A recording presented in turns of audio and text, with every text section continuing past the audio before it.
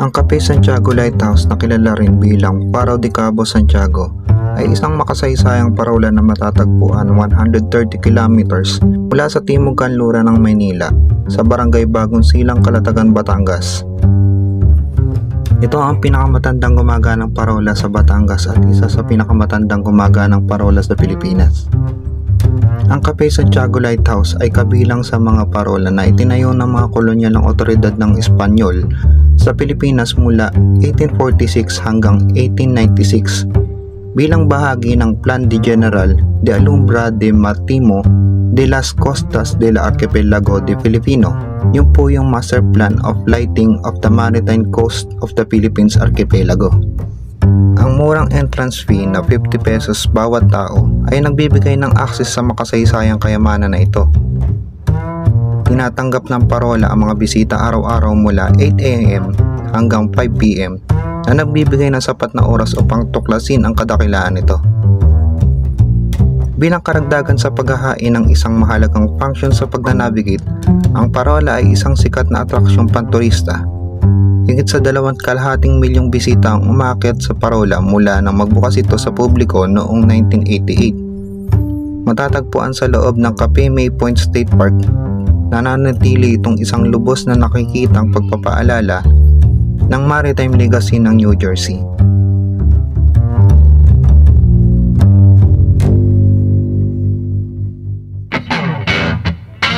Sa video na to ay i-share ko sa inyo ang isa sa mga pwede nyong stop over if ever makapunta kayo dito sa Calatagan. Mula rito sa Commonwealth ay nagpagas na kami ng full tank na sa palagay ko ay aabot na hanggang Balikan. At ang unang stopover namin ay dito sa boundary ng Batangas at Tagaytay para tumikim ng kapeng barako.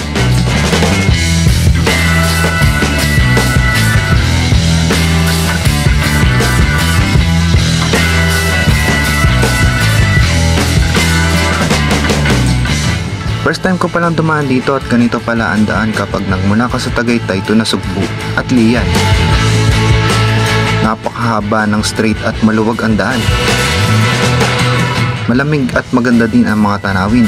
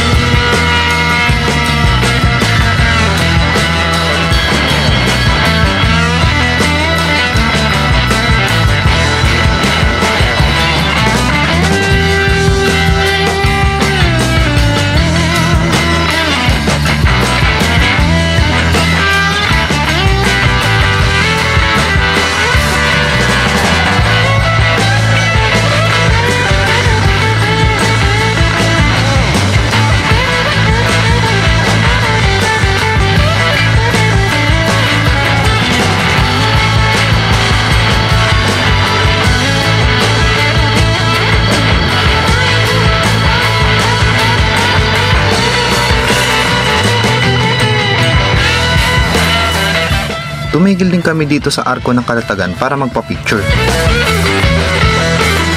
Sa punto na ito ay hindi pa rin namin alam kung saan kami pupunta sa Calatagan.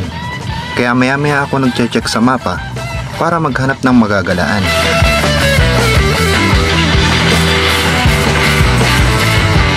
Marami na ako nakita sa mapa na pwede namin tuluyan. Pero nakaagaw ng pansin sa akin na meron pala ditong lighthouse na pwede namin daanan.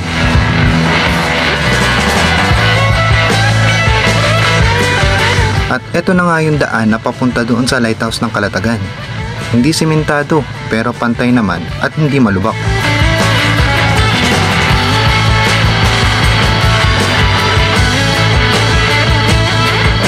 Wala pang 5 minuto ay narating na namin ang lighthouse.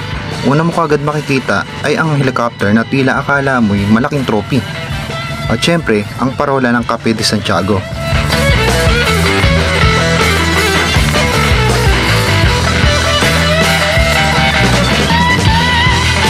Wala naman bayad ang parking at 50 pesos lang ang entrance ng bawat tao.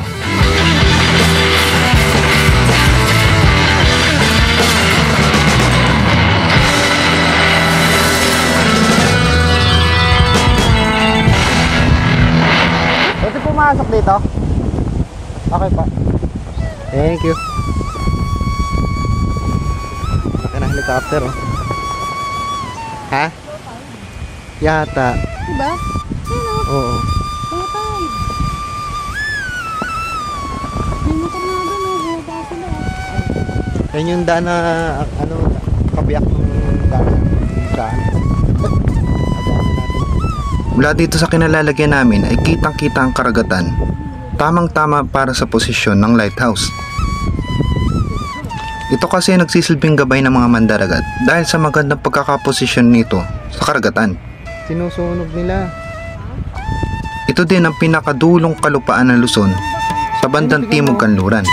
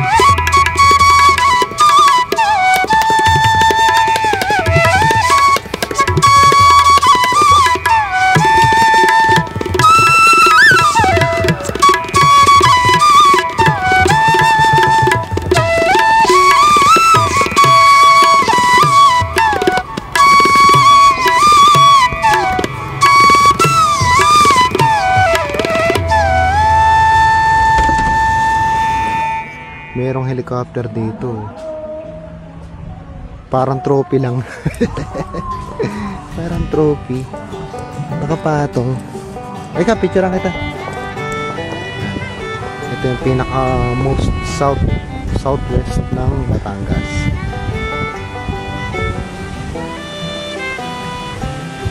Tapos meron dito ang helicopter.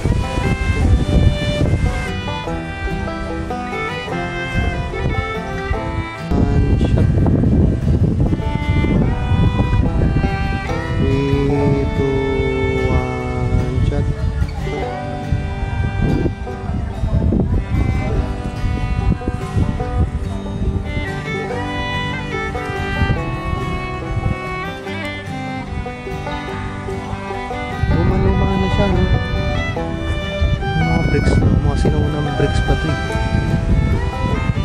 May halaman mga natatapakan.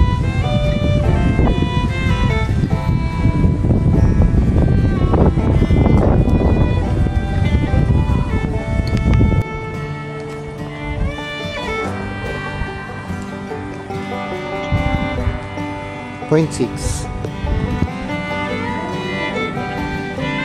nakita yung lighthouse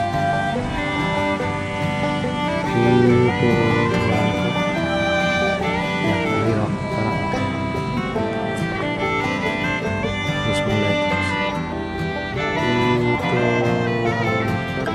Parang ka nasa ibang bansa, no? Parang hindi ano eh. Parang hindi siya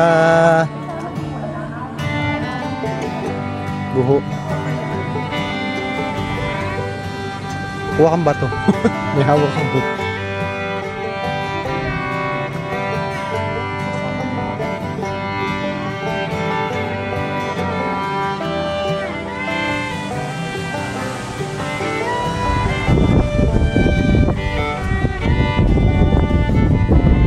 Galing na ako dyan sa loob.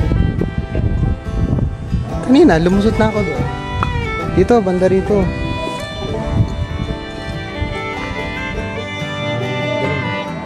Ako dito sa may pugong.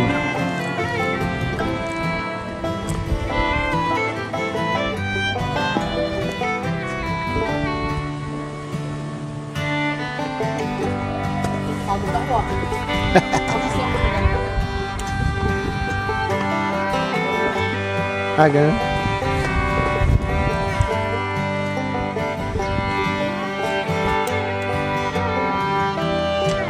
Ito nangyayari kapag wala kayong kasama. Dalawa lang kayo. Kailangan magaling ka mag-set up ng camera mo. Tapos, kita-timer mo na lang. Tara, pasok tayo.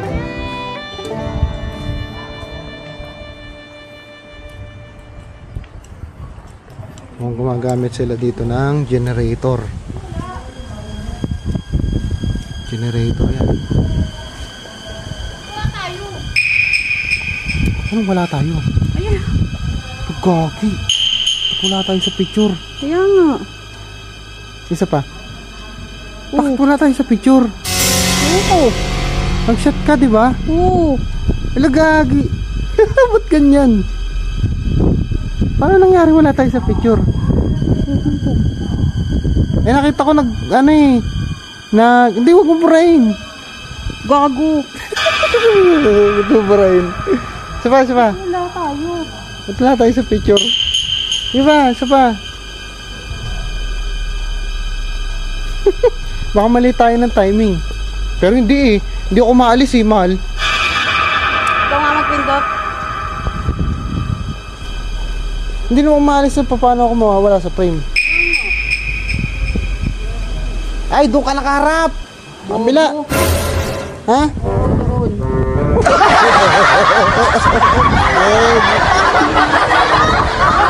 Hindi mo sa kabila harap. Sa picture sa kabila may narap yung camera. Tapos Teka, let's go nga dyan. hanap ka ng tao. Doon mo hinarap yung camera sa kabila. Munti ka na akong kilabutan sa'yo. 3, 2, 1, shot. Naka-timer. Naka-timer. Teka. Dapat yata naka-ano eh. Timer to ha. Hindi ko naalisin yung timer mo ha. Yan. 3, 2, 1, shot. Pa-timer.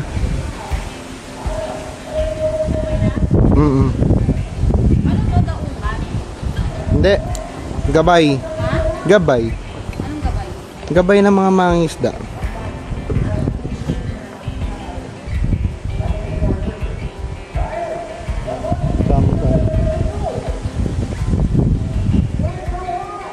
Pa-timer eh. Isa pa. Dito ako lalagay. Kita yung ulo ng lighthouse.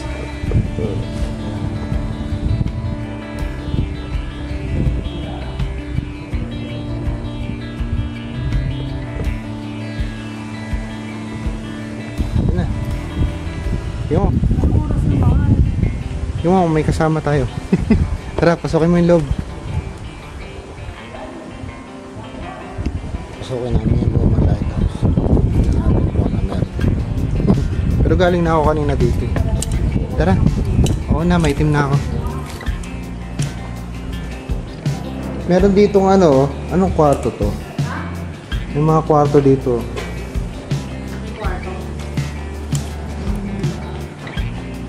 Ay, ito. Ah, mga marino to, no? Baby.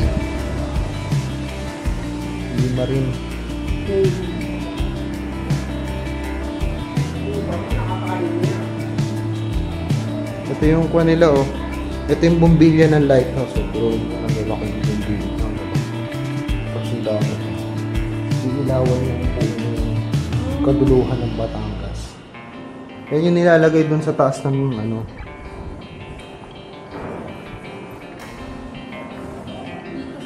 Puro mga empty na kwarto lang ang meron.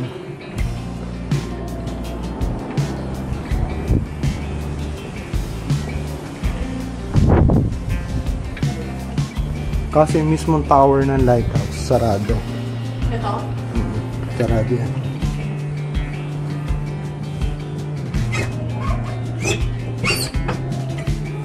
Nakapadlock. Diyan tayo mag-picture oh, sa tapat ng ano.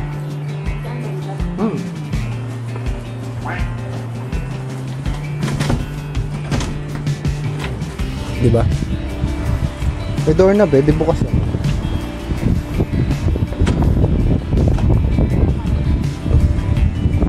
Dito ka maganda. Kanto ng bahay. Ano, picture lang.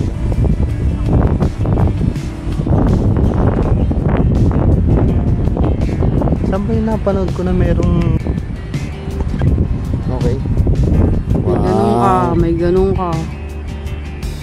Dito pa, meron pa tayong isang angle dito sa mismong sentro naman.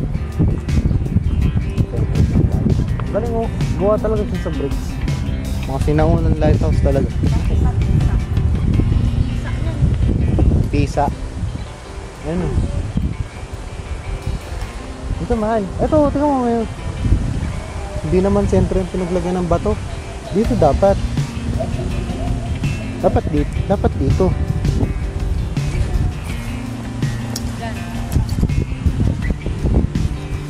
Ay!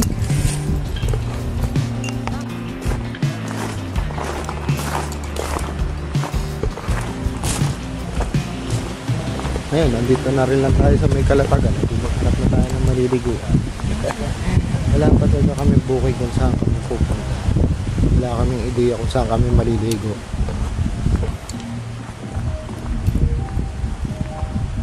Dito pa lang kami maghahanap. Kaya hanap tayo. Pwede tayo mag-overnight. Bukas na tayo uwi. Susunod, meron na kami nahanap na resort dito sa Kalatagan. Mura na at maayos. Meron din pool.